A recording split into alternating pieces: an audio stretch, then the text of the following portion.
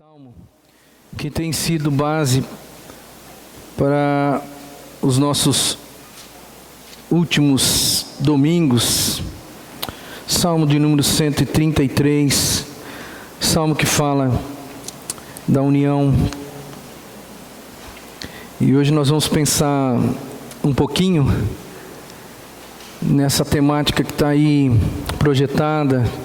Uma união saudável, ela libera o fluir do avivamento. Eu quero justificar o porquê desse tema. Nós estamos pensando em união saudável já há um mês. E no começo deste mês, eu fui lecionar a classe do pastor Dorival, a classe Cresça Mais, lá na nossa extensão educacional aqui na frente. E o que eu vou trazer para os irmãos aqui hoje é uma síntese do estudo daquela classe naquele dia, porque aquele estudo, ele tem tudo a ver com o que nós estamos tratando aqui. A união saudável, ela é capaz de fazer muitas coisas na igreja, e dentre as muitas coisas que ela faz, ela libera, e essa é a palavra mesmo, ela libera o fluir do avivamento dentro da igreja. Então eu quero que você consiga, em nome de Jesus, enxergar essa necessidade que nós temos de retirar, ou de pelo menos dar autorização a Deus, para que Ele retire da nossa vida algumas coisas que estão entulhando a nossa vida.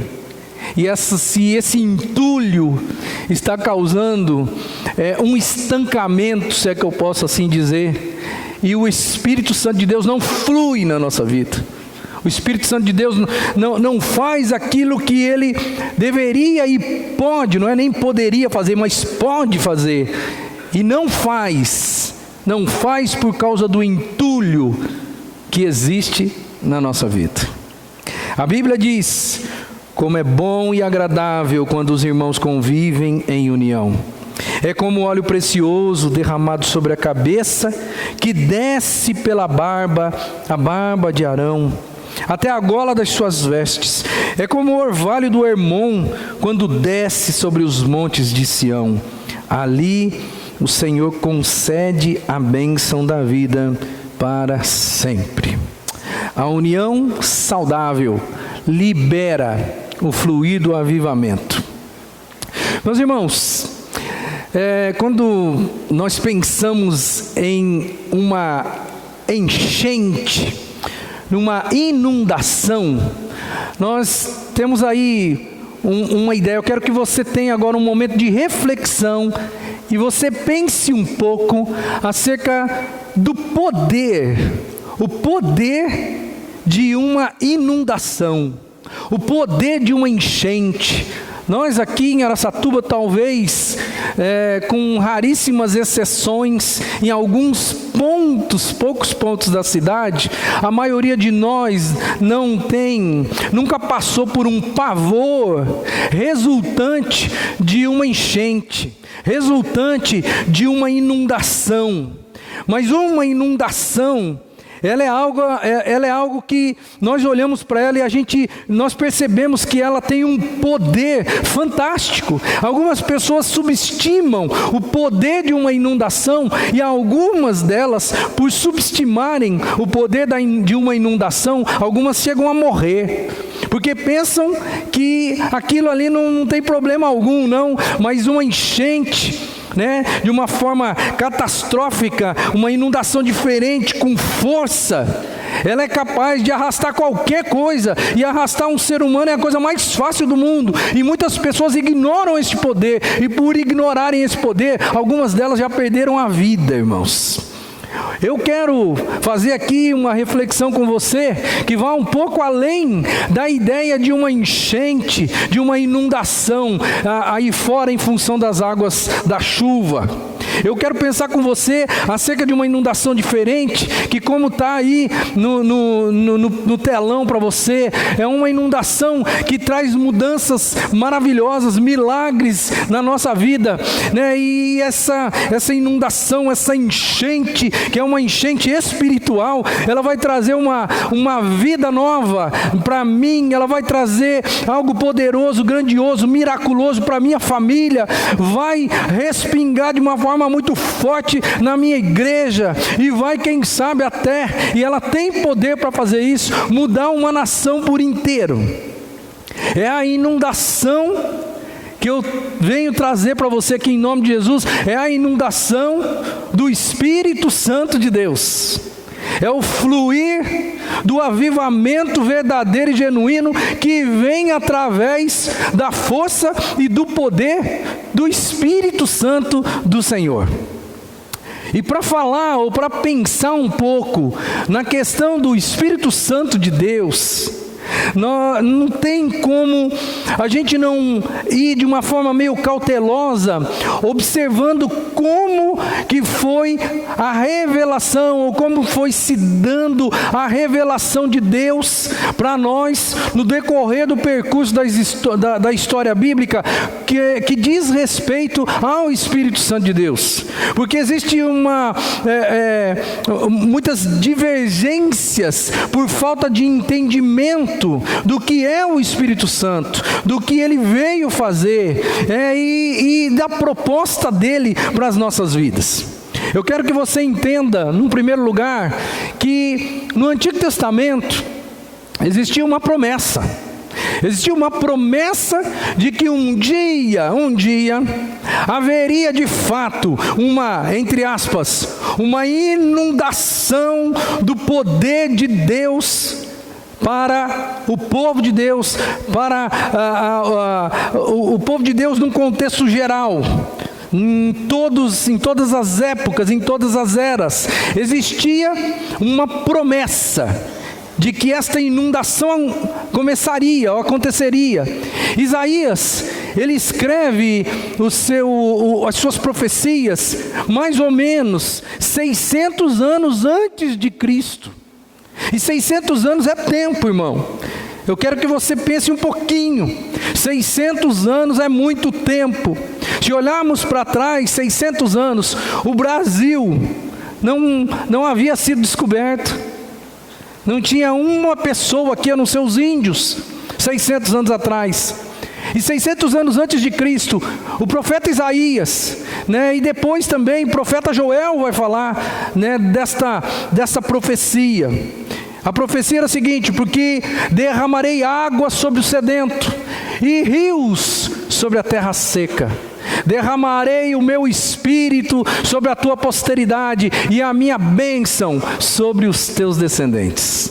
Existia uma promessa de um derramar, e derramar me lembra água, derramar me lembra vida, derramar me lembra algo que vem de cima para baixo, porque não tem como derramar algo de baixo para cima, algo de Deus para a humanidade. E eu vou derramar água sobre o sedento e os rios sobre a terra seca. E aí ele fala do que ele está dizendo de uma forma mais convicta: eu derramarei o meu espírito.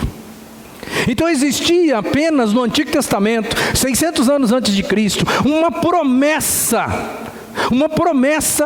de algo extraordinário que um dia Deus iria fazer em prol do seu povo.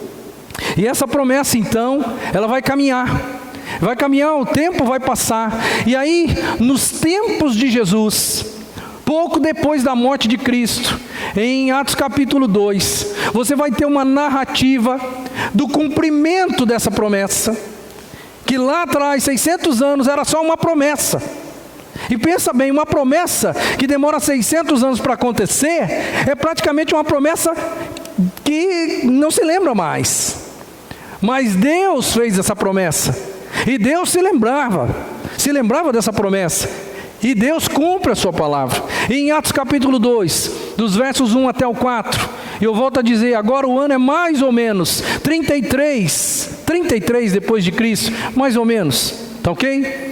E diz a palavra, chegando o dia de Pentecoste, estavam todos reunidos num só lugar, e de repente veio do céu um som, como de um vento muito forte, e encheu toda a casa. O que encheu toda a casa foi o som na qual estavam assentados, e viram o que parecia línguas de fogo, que se separaram e pousaram sobre cada um deles, e todos ficaram cheios do Espírito Santo de Deus.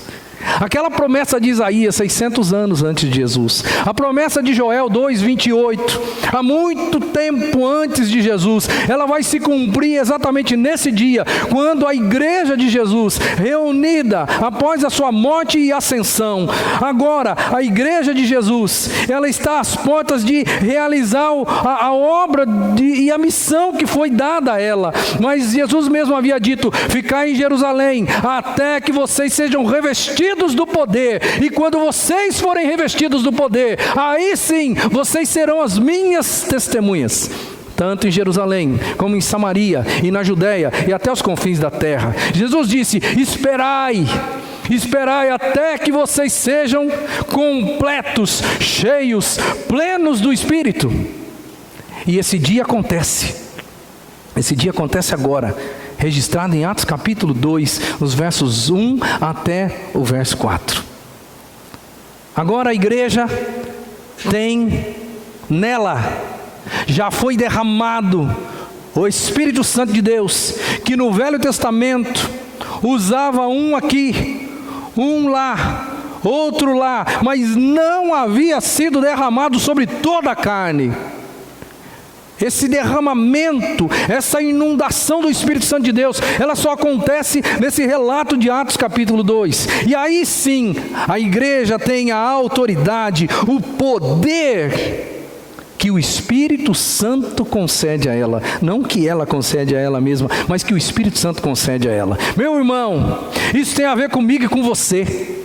Você é a igreja de Jesus? É ou não é? Pois é, acorda aí, meu irmão. Você é a igreja de Jesus. A palavra de Deus diz que Ele derramou sobre nós o Espírito Santo de Deus. Ele derramou sobre o início da igreja o Espírito Santo de Deus. Ele proporcionou a possibilidade de qualquer ser humano ter acesso a esse Espírito. Qualquer ser humano olhar para Jesus, olhar para o céu e dizer: enche, Senhor, vem morar na minha vida, Senhor, vem fazer posse da minha vida, vem trabalhar através de mim. Se você de fato é um cristão, e se você um dia, de verdade mesmo, irmão, abriu o coração para o Senhor, certamente esse Espírito, ele está aí dentro de você.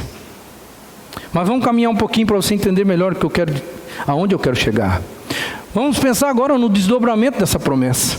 Era apenas uma promessa, ela se cumpre, e agora tem o desdobramento, agora tem o futuro.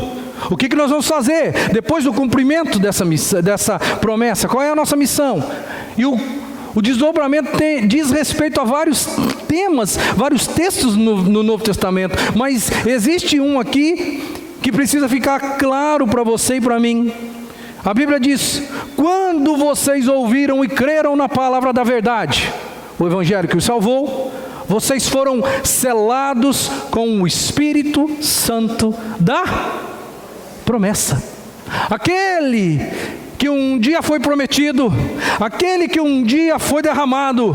E agora o apóstolo Paulo vai dizer de uma maneira muito clara e objetiva, que quando você, meu querido, quando você ouviu e quando você creu na palavra da verdade, você foi selado com o Espírito Santo da promessa.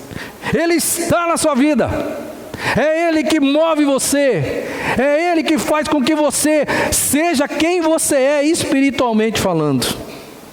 Esse derramamento que eu estou falando, que precisa acontecer, esse derramamento, essa inundação, se é que eu posso assim dizer, por que será que essa inundação e esse poder sobrenatural do Espírito Santo de Deus, por que será que ele não é evidente na igreja de Cristo hoje?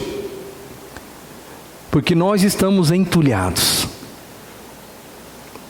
e mesmo uma grande força, e mesmo a força do Espírito Santo do Senhor, ela não vai fluir na nossa vida, enquanto os entulhos estiverem ali dentro. Ele pode estar lá, e ele está, porque a Bíblia diz que quando você aceitou, quando você creu na palavra da verdade, ele veio morar no seu coração. Ele selou você, e selar você quer dizer, isso aqui é minha propriedade. Uma das características do selo é dizer, isso aqui é meu, isso tem autenticidade. Mas por que a igreja hoje não vive todo o poder que o Espírito Santo lhe proporciona? Parece um paradoxo, porque nós temos o Espírito na nossa vida, mas parece que o Espírito não consegue agir. Esse derramamento para a igreja, ele tem a ideia hoje de plenitude do Espírito. E eu quero pensar com você, porque na verdade, esse derramamento, ele precisa acontecer, não para nos salvar, irmão. Não tem a ver tanto com a questão da salvação, porque a salvação eu recebo quando eu de fato entrego minha vida para o Senhor. E o Espírito Santo, porque quando eu aceito Jesus, eu não tenho como aceitar Jesus agora e o Espírito Santo depois, porque a Bíblia diz, e todo cristão evangélico crê, que Deus Pai, Deus Filho e Deus Espírito Santo é uma pessoa só. Não tem como eu dizer que eu vou receber Jesus no meu coração agora e vou receber o Espírito daqui a um mês, porque isso é um erro teológico grotesco. Portanto, eu recebo o Espírito quando eu creio, mas esse Espírito que agora está em mim, ele quer de fato liberar esse fluir, esse avivamento, fazer com que você seja uma pessoa diferente, uma pessoa que pulsa o reino de Deus. Por isso que eu digo que essa plenitude do Espírito, esse derramar do Espírito, tem a ver, irmão, na minha vida e na sua vida hoje, não com preenchimento de vida, porque ele já está aqui, mas com transformação da minha vida. Porque não adianta nada eu fazer uma lagoa do Espírito Santo dentro da minha vida, porque a Bíblia diz que do meu interior precisa correr rios de água viva. Não fala que é uma lagoa do Espírito Santo. Eu não sou lagoa, eu sou rio. E o rio ele flui, e ele flui com poder, e ele leva tudo que está pela frente, irmão. A salvação, ou melhor, essa proposta da plenitude, nós batistas, nós pensamos na ideia de que todo ser humano que se converte tem o Espírito, mas que infelizmente muitos de nós não são desentulhados, e por não sermos desentulhados, nós não temos plenitude do Espírito, não permitimos que Ele faça aquilo que Ele quer fazer. Olha que coisa interessante, a Bíblia, a gente lê o texto lá atrás, a Bíblia diz na promessa, você lembra da promessa de Isaías que eu li agora há pouco, que eu derramarei água sobre quem que eu vou derramar água? Eu vou derramar água sobre o sedento, vou derramar água para quem tem sede. E se você de fato tem sede de Deus, meu irmão, se existe dentro do seu coração uma sede de que de verdade mesmo você quer fazer com que haja um fluir do Espírito na sua vida, um trabalhar com poder, a Bíblia diz que Ele vai derramar, mas vai derramar sobre o sedento. E se você não tem sede de Deus, você vai continuar na mesma até o dia da volta de Jesus. Você vai ser um crente medíocre até o dia da volta de Jesus, ou até o dia que você morrer, passar dessa para melhor. Mas a Bíblia continua dizendo, eu vou derramar, e vou derramar para o sedento. Já teve sede, não teve? Já teve muita sede? Pois é, Deus derrama, Deus faz esse fluir acontecer naquele que tem sede, porque aquele que tem sede, irmão, uma pessoa com sede é uma pessoa desesperada. Estava conversando com o Dr. Hélio, e é verdade mesmo que a literatura já fala disso há muito tempo. Uma pessoa fica muitos dias sem comer, e ela sobrevive, 40, 50, mas uma pessoa sem água, em 3 dias, ela definha. Sede de vida, sede de vida espiritual, sede daquilo que vem de Deus. Deus derrama, sim, querido, água para o sedento. Se você quer que essa transformação aconteça, porque eu volto a dizer, o Espírito Santo já está aí dentro. Ele está aí dentro. É por isso que o apóstolo Paulo fala assim: por favor, meus queridos, não entristeçam o Espírito Santo que habita em vós. Ele está falando para uma igreja que não está vivendo de acordo com a vontade do Senhor, mas o apóstolo Paulo é categórico em dizer: o Espírito está aí, mas vocês não dão vazão para que Ele use a vida de vocês, e vocês estão entristecendo este Espírito que veio com poder, e que quer realizar uma obra de poder, assim como uma grande enchente faz e arrasta as coisas por onde ela passa. A Bíblia vai dizer que Ele vai derramar, né? E já derramou para aqueles que têm sede. E a Bíblia vai continuar dizendo assim, que eu vou ler o texto aqui: porque eu derramarei água sobre o sedento e rios sobre a terra seca. Derramarei no meu espírito. O espírito que o profeta Isaías está dizendo é aquele que vem para os sedentos, vem para aqueles que o buscam, vem para aqueles que o querem. E o texto vai continuar dizendo que esse é como se fossem rios sobre terra seca. Terra seca. Quando a gente pensa em terra seca, a gente pensa num cenário, é lógico que é um cenário natural, mas aqui ele tem uma conotação espiritual. Terra seca, sem vida. Terra que está agonizante, pedindo a água da vida. E vamos pensar um pouquinho, irmão.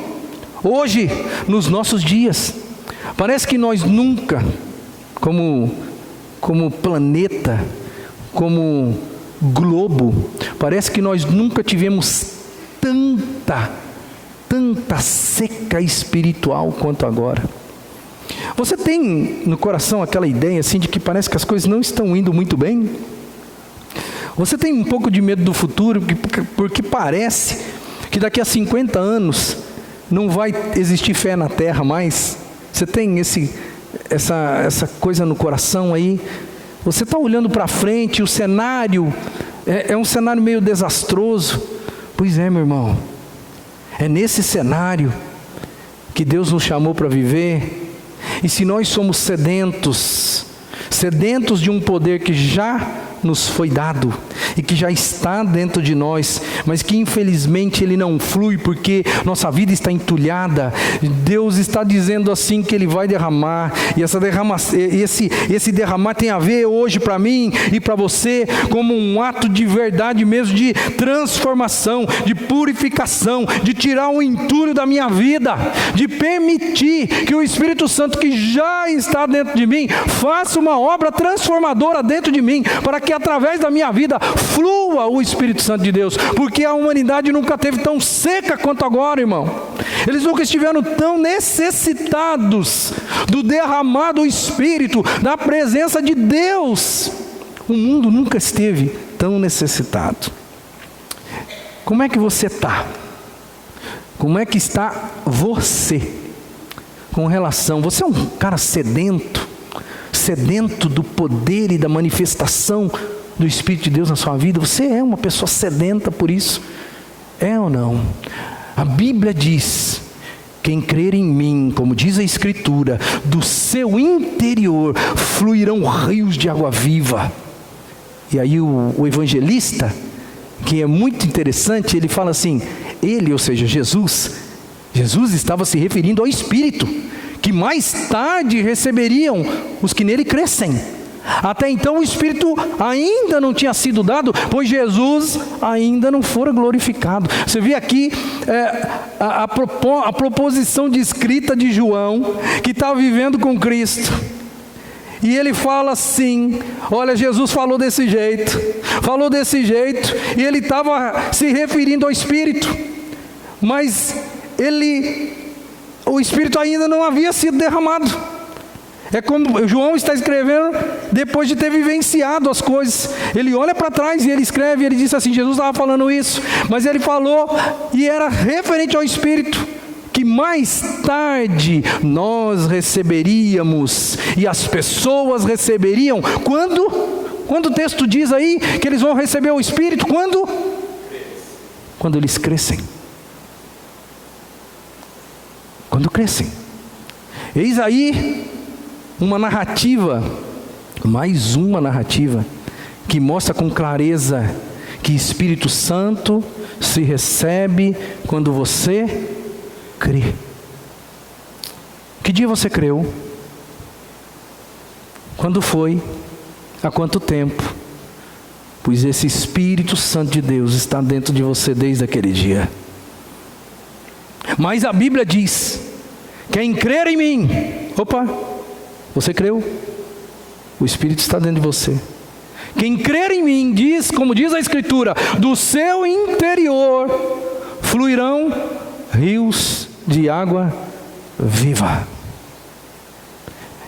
Isso mostra para mim e para você, irmão, que aquele que crê mesmo, ele tem uma característica.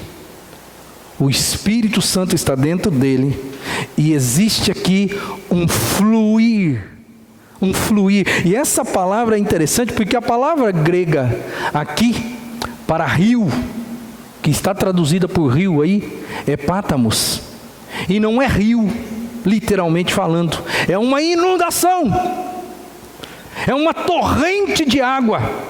Não é um rio, porque a gente pensa num rio, às vezes você pensa naquele cenário bonito, gostoso, aquele riozinho tranquilo, aquele riozinho calminho, bonitinho. Não, mas uma tradução, a maneira original, para eu entender exatamente o que Jesus disse nesse texto, é como se ele estivesse dizendo, aquele que crê em mim, como diz as Escrituras, do seu interior fluirá uma inundação, uma torrente de água, e água viva.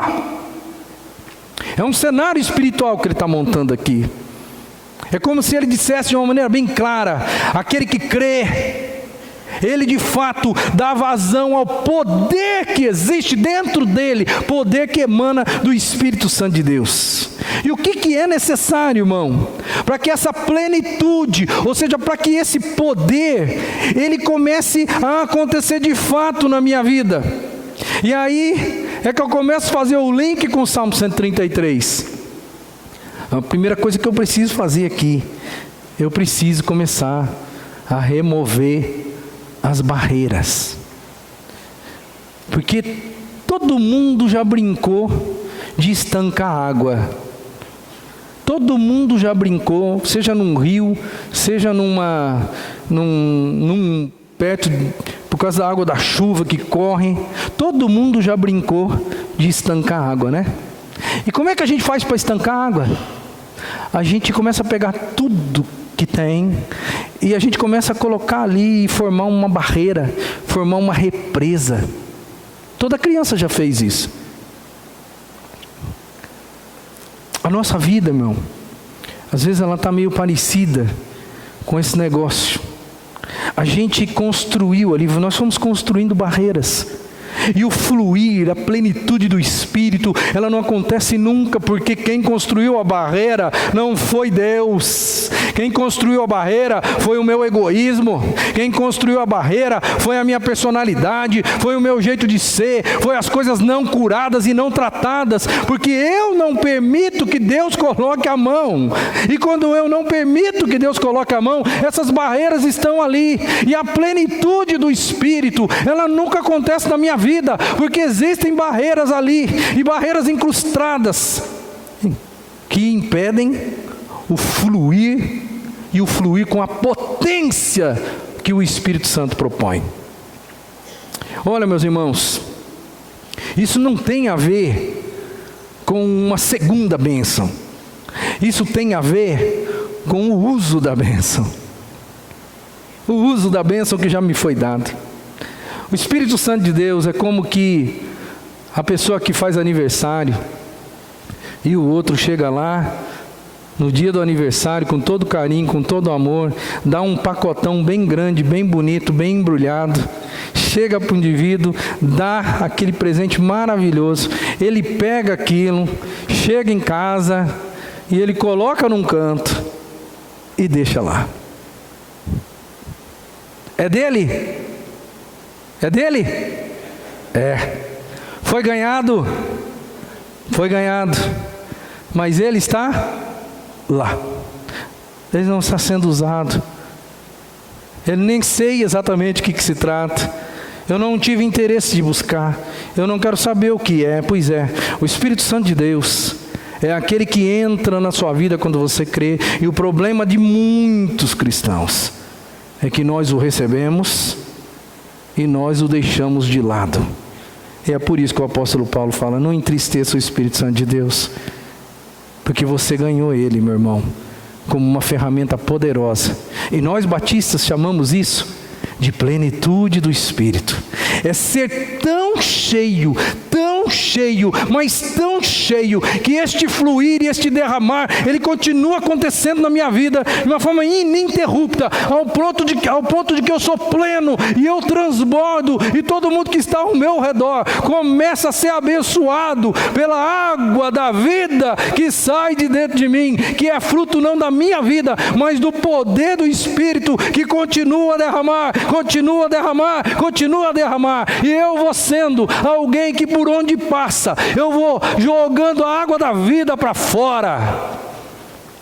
E a vida pode acontecer aonde eu andar, porque Deus está inundando o meu ser. Porque dentro de mim, aqueles que crerem, rios, uma enchente poderosa vai estar dentro dessa pessoa, e esse poder vai ser derramado. Mas por que isso não acontece? Porque existem barreiras, irmão. E essas barreiras quem tem que tirar somos nós. E eu vou dizer um negócio para você: a maioria delas você não tem condição de tirar, a não ser pedindo graça, misericórdia para o Senhor. É por isso que eu entendo que nenhuma pessoa ou nenhuma igreja está muito longe do toque poderoso de Deus. Nem eu e nem você. Eu não consigo fazer. Mas olha, um coração arrependido, uma igreja arrependida, alguém que chega diante do altar de Deus e fala assim: Deus, eu não consigo, mas eu sei que eu preciso. Essa pessoa não está longe do toque de Deus. E sabe, as barreiras que nós construímos no nosso coração durante a nossa vida, durante a nossa existência, é verdade mesmo, um toquezinho de Deus assim, ó, tum, elas são eliminadas. Coisas que para nós são impossíveis, difíceis, só precisa de uma coisa acontecer no fundo da nossa alma, irmão: arrependimento. Porque uma pessoa arrependida comove o coração do Senhor. Uma igreja arrependida das suas barreiras, das suas dificuldades, das suas mazelas, dos seus problemas, essa igreja arrependida, ela não está longe do toque de Deus. A gente precisa, já que a proposta aqui tem sido que na união Deus ordena a bênção da vida para sempre, e que a união é bela aos olhos de Cristo, nós precisamos, irmãos, como igreja, eu e você, a gente precisa trilhar junto essa jornada de transformação, de pedir para Deus eliminar as barreiras que tem no meu coração, no seu coração, no coração do irmão, do seu irmão que está aí do lado, para que esta igreja aqui, ela possa de verdade fluir o avivamento que o Espírito Santo tem interesse em fazer, porque foi para isso que ele veio. Olha, irmão, tem um texto na palavra que leva a gente a entender que Deus está chamando a gente como igreja para um nível diferente de intimidade. A Bíblia fala que Deus vem julgar e que Deus julga, e você conhece esse texto, e eu só quero relembrar ele para você, que diz assim: pois chegou a hora de começar o julgamento pela casa de Deus, e se começa primeiro conosco, qual será o fim daqueles que não obedecem ao Evangelho de Deus? Deus está nos chamando, irmãos, para um novo nível de intimidade com Ele.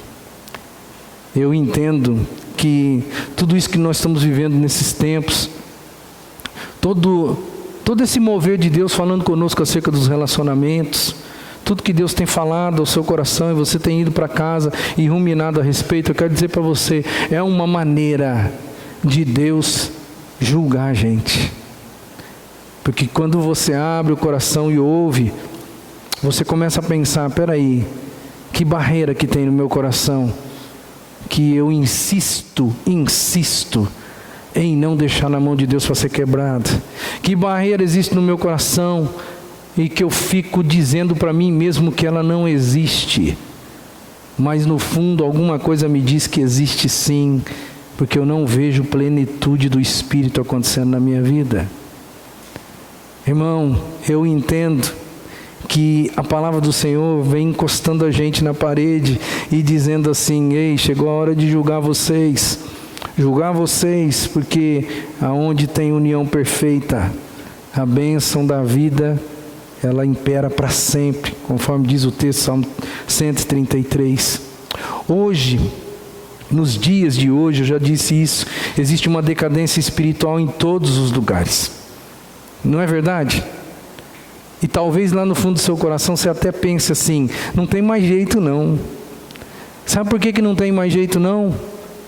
Porque a igreja evangélica, e aí eu não estou dizendo de nós só batistas, estou falando da igreja evangélica num contexto geral, e eu estou pensando no contexto de Brasil. A igreja evangélica é apenas hoje um grupo de gente, um bando de gente, igrejas cheias de pessoas interesseiras, e eu não estou me referindo a você, estou dizendo aquelas pessoas que vão buscar Deus porque alguém disse para ele que naquele lugar ele vai encontrar alguma coisa boa. Pessoas que não estão vivenciando nem de perto a ideia de que Deus quer usar com poder, através do Espírito que já está nele, usar com poder a vida dele, para que o cumprimento da missão e a continuação da missão de Cristo aconteça. E o Brasil, se está numa desgraça que está, espiritualmente falando, irmão, é porque nós, como evangélicos, que dizem por aí que já somos 25% da nação, uma nação com 25% de pessoas justas, de pessoas autênticas, usadas pelo Espírito Santo de Deus, não estaria do jeito que está. Não estaria. Hoje existe uma decadência em todos os lugares. E a minha boa notícia para você é que os avivamentos normalmente, eles explodem em tempos de escuridão e provação, e não em tempos de conforto e tranquilidade. Deus está chamando uma igreja que seja usada e com poder do Espírito em tempos de escuridão. Eu entendo que Deus está chamando a igreja dele, o povo dele hoje, nesses dias, que são dias sombrios. Lembra que eu disse, você tem um pouco de medo do futuro? Eu também tenho. São dias de cenários parece que cada vez mais escuros, mais tenebrosos. Pois é, são nesses cenários mais tenebrosos que geralmente os grandes avivamentos acontecem. Essa é uma palavra de ânimo para mim, essa é uma palavra de ânimo para você, porque a Bíblia diz, ali no texto que a gente leu agora há pouco, que a inundação, ela vem sobre terra seca, terra que precisa de água. A inundação vem, a luz, toda a luz, irmão, brilha muito mais forte na escuridão. Saia com uma tocha acesa no meio da rua durante o dia e ninguém vai notar você, ou pouquíssimas pessoas vão notar você, mas saia com uma tocha acesa no meio da pura escuridão e você vai ver que você vai ser notado. Então, se você tem, como eu, medo de um cenário futuro, eu quero dizer para você que Deus continua nos chamando como igreja para sermos luz. Deus continua nos chamando para sermos uma inundação, uma torrente de água. Aonde? Em terra seca. Terra seca. Um avivamento verdadeiro. Como seria hoje um avivamento verdadeiro? Estatisticamente falando, o que aconteceria no mundo hoje, ou no Brasil hoje? O que aconteceria no nosso país se de verdade mesmo um avivamento varresse a nossa nação? As igrejas, elas certamente estariam crescendo de 50% a 100% por ano. Se houvesse um grande avivamento, e aí o que é esse avivamento? É cada um de nós retirar, ou pelo menos dar autorização para o Espírito Santo de Deus, retirar as barreiras, retirar a sujeira que está dentro de nós, para que o Espírito Santo flua dentro da nossa vida, para que as pessoas que estão ao nosso redor percebam a grandeza e o poder de Deus na nossa vida e através da nossa vida. Se isso estivesse acontecendo com todos os evangélicos, nacionalmente falando, todas as nossas igrejas certamente teriam um aumento de 50% a 100% por ano. Isso aconteceria. Isso seria mais ou menos de 20 a 30 milhões de novos convertidos nos próximos 3 ou 5 anos. As igrejas, aquelas igrejas carrancudas, difíceis, elas experimentariam unidade e um crescer miraculoso. O flagelo das disputas se transformaria em uma inundação de amor e comunhão. O reino de Deus se expandiria e o seu nome seria glorificado. Se houvesse um grande avivamento em toda a igreja evangélica brasileira. Por que esse avivamento não chega? Porque Deus perdeu o interesse? Não. Porque o Espírito Santo não está na sua vida? Não. Mas ele está jogado num canto, preso, por causa das barreiras que existem dentro de nós, que impedem o fluir do avivamento. A igreja de Deus, ela precisa perceber que o poder já está conosco. Fique em Jerusalém, até que vocês sejam revestidos do alto pelo poder. O poder. E aí então, de posse do poder, vocês vão ser bênção. Vocês vão ser testemunhas, minhas testemunhas, em Jerusalém, na Judéia, Samaria, Judéia e até os confins da terra. Parece que a igreja ainda não percebeu Atos 1:8 do jeito que precisa ser percebido. O poder já está em você, irmão. O que você precisa é liberar esse poder, tirando as barreiras, para que o rio de água viva, a água viva do Senhor, corra por você, porque a Bíblia diz que aqueles que crerem, do seu interior fluirão torrentes e uma inundação de água viva. E isso precisa ter a ver com a sua vida, porque você é uma pessoa que crê, pelo menos você se autodenomina uma pessoa que crê. Quero começar a terminar essa mensagem. Se o avivamento glorifica a Deus, por que ele, ou seja, por que Deus ainda não o fez acontecer? É muito provável que nós estamos impedindo o fluir do avivamento. Deus é o maior interessado. Aliás, Ele mandou Jesus para que de fato, depois de Cristo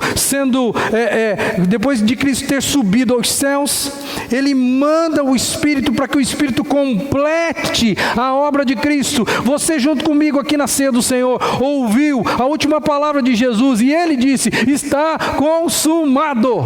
Eu fiz a minha parte, eu fui até o fim, eu cumpri a minha palavra. Eu agora vou dar aos meus discípulos, vou dar à minha igreja o poder para que eles continuem a minha missão. Deus é o maior interessado. O avivamento, ele glorifica o nome de Deus. Mas eu e você, nós podemos estar impedindo esse fluir. Falta oração, irmão. Falta arrependimento. Muitas pessoas buscam apenas bênçãos do Senhor, mas poucas pessoas neste mundo evangélico cristão, e talvez até mesmo dentro da nossa igreja, não buscam santificação, não buscam glorificação do nome de Deus. Muitas pessoas estão aí, atrás de bem-estar, e não do cumprimento da missão, não de pagar o preço de cumprir a missão do Senhor. Barreiras relacionais impedem o agir do Espírito Santo no meio da igreja. E já que a gente está falando tanto aí de união, porque a união é bela aos olhos de Cristo, porque a união, ela traz vida, ela restaura, a união alegra o coração de Deus. A Bíblia vai dizer que eu preciso dessa união, porque essa união ela gera vida. Talvez a gente está aí com as nossas barreiras relacionais que impedem o agir do Espírito Santo. A gente só vai mudar esse quadro, esse cenário, na hora que houver arrependimento genuíno no seu coração. Quando você cair de joelho na presença de Deus, e você se acertar com o Senhor no sentido de dizer: Deus, tem mesmo algumas coisas aqui dentro que impedem o fluir do avivamento do Senhor na minha vida. A gente precisa buscar, não o avivamento, a gente precisa buscar o avivador, porque o avivamento vem depois que a gente se acerta com o avivador, porque o avivamento é algo natural da igreja. A igreja experimentou um grande avivamento no seu cerne inicial, quando ela não tinha barreiras, mas depois nós fomos entulhando os nossos corações, e a igreja chegou no estágio que chegou hoje, com medo do futuro, porque na verdade os nossos corações estão entulhados. O verdadeiro avivamento, irmão, ele se dá através de relacionamentos que glorificam a Deus. Eu quero usar esse texto aqui para fechar a mensagem de hoje e só fazer alguns destaques aqui. O verdadeiro avivamento, ele se dá através de relacionamentos que glorificam o nome de Deus, porque não tem como eu ser bênção lá fora se eu não consigo ser bênção aqui dentro primeiro. Isso é balela. Não tem como eu dizer que eu amo o mundo perdido se eu não amo meu irmão que compartilha aqui comigo.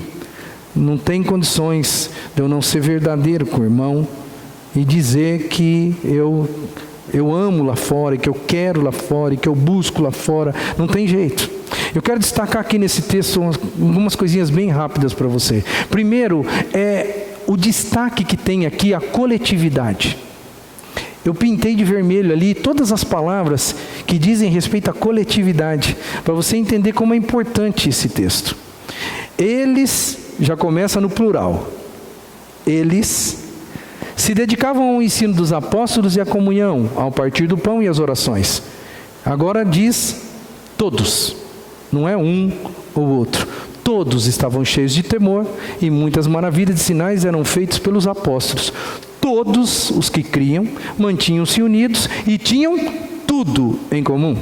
Vendendo suas propriedades e bens, distribuíam a cada um, ou seja, a todos que precisavam, conforme a sua necessidade. Todos os dias continuavam a reunir-se no pátio do templo, partiam o pão em suas casas e juntos participavam das refeições com alegria e sinceridade de coração, louvando a Deus e tendo a simpatia de todo o povo. E o Senhor lhes acrescentava todos os dias os que iam sendo salvos. Você viu que num texto pequeno, de 5 versículos, você viu quanto tem de coletividade nesse texto? Esse é o primeiro destaque. O segundo destaque que eu quero deixar para o seu coração é que diz que, no início desse texto, diz que eles se dedicavam a algumas coisas. Dedicavam. Eles realmente queriam aquilo, eles realmente lutavam por aquilo, eles realmente acreditavam naquilo, eles pagavam o preço naquilo. Então dedicação é isso, não é? É você lutar por uma coisa, pagar o preço, é você se esforçar, isso é dedicação. A Bíblia diz que eles se dedicavam, em primeiro lugar a Bíblia diz que eles se dedicavam ao ensino, e era o ensino de quem? Dos apóstolos. Os apóstolos receberam o ensino de Jesus, foram chamados por Jesus para continuarem a missão de Cristo e passarem o ensino de Cristo. Pois é, a igreja, todos eles se dedicavam ao ensino dos apóstolos.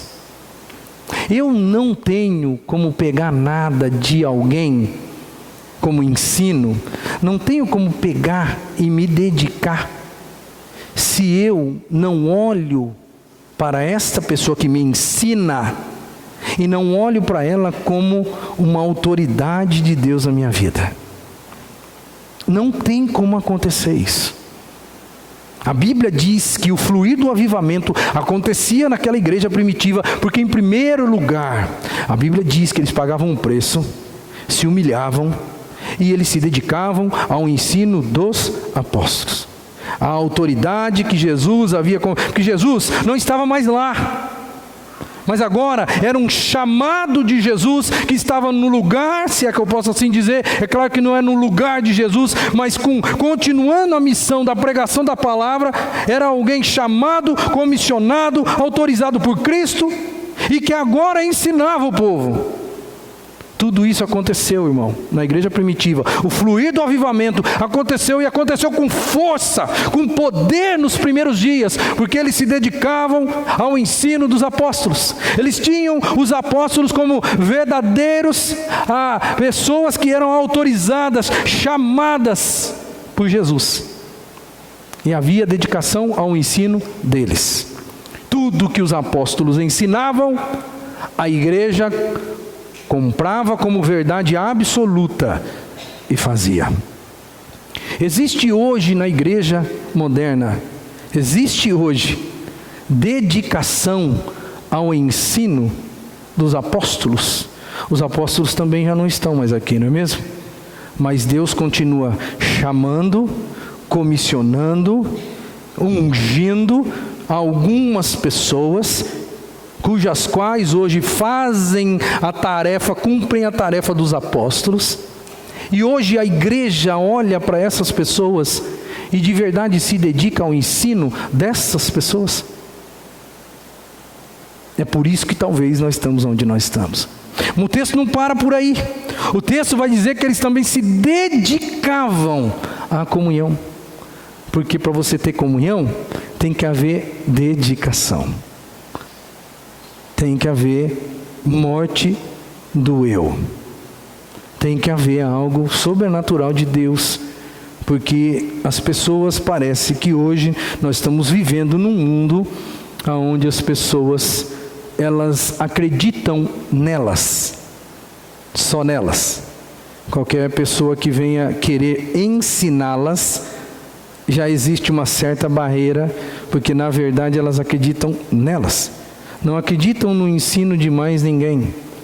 Se não acreditam no ensino de mais ninguém, já é uma barreira instaurada.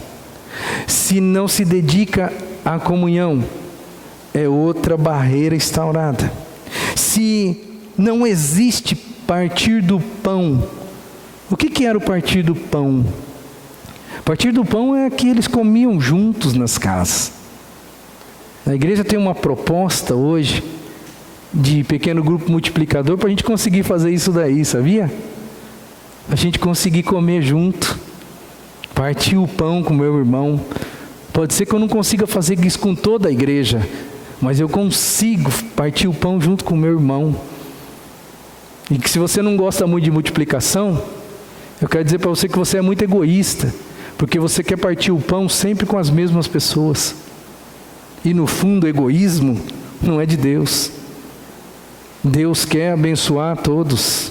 Deus quer que o seu pequeno grupo multiplique, sim, filho. Porque agora, do jeito que você foi abençoado, e do jeito que a igreja partiu o pão com você na sua casa, agora multiplicando, você vai dar a oportunidade de que outra casa receba a mesma alegria que você recebe hoje, porque nós comemos juntos. Parece uma coisa boba, não parece? Parece uma coisa boba, mas a gente não libera o fluir do avivamento, na maioria das vezes, porque nós somos inconscientemente egoístas. E não pensamos no plano divino, pensamos no nosso bem-estar, pensamos na nossa comodidade, pensamos naquilo que é melhor para nós. Se Jesus agisse assim, Ele nunca diria: está consumado. Ele iria dizer: o melhor para mim é voltar para a glória do meu Pai. E a última coisa, irmãos, e aqui eu quero terminar com essa palavra: eles se dedicavam às orações. Quando eu penso em dedicação às orações, eu tremo, porque isso não é um problema da Quinta Igreja, é um problema do povo evangélico. Nós marcamos qualquer coisa na igreja e as pessoas vêm. Nós marcamos uma reunião de oração e as pessoas renegam a segundo plano. Eu só vou falar 4. O pastor Eli ontem falou, acho que, sei lá, umas 20. Pegou esse texto aí, foi trabalhando aí, foi um monte. Eu só vou me deter nas 4 iniciais, quando a Bíblia diz que eles se dedicavam, havia dedicação ao ensino dos apóstolos, à comunhão, partir do pão e as orações. E só nesses 4 aqui, irmãos, a gente já chegou à conclusão de que tem um monte de barreira aqui dentro. E aí não flui. O avivamento não chega. As almas continuam perdidas. A terra ainda está seca. E nós que somos os portadores da glória de Deus. Ai, que peso na alma isso. Nós que somos os portadores da glória de Deus. Aqueles que têm dentro de si o Espírito Santo, que tem todo o poder para transformar. Nós estamos retendo Ele dentro das nossas próprias vidas. Quando eu penso em oração, eu penso em dependência total de Deus. Total. Tudo que a gente consegue espiritualmente falando é porque Deus fez, não é porque a gente conseguiu fazer. Mas quando a gente libera, irmão, o fluir do avivamento, rompe as barreiras, quebra com tudo, Ele trabalha melhor. Ele trabalha na potência máxima. Nós é que limitamos esse poder. Que Deus abençoe seu coração e que você mais uma vez pense em como está a sua comunhão, principalmente falando, e todas as outras coisas que Deus tem colocado no seu coração aqui. Nós vamos orar, vamos encerrar a mensagem, depois eu vou dar um recadinho rápido.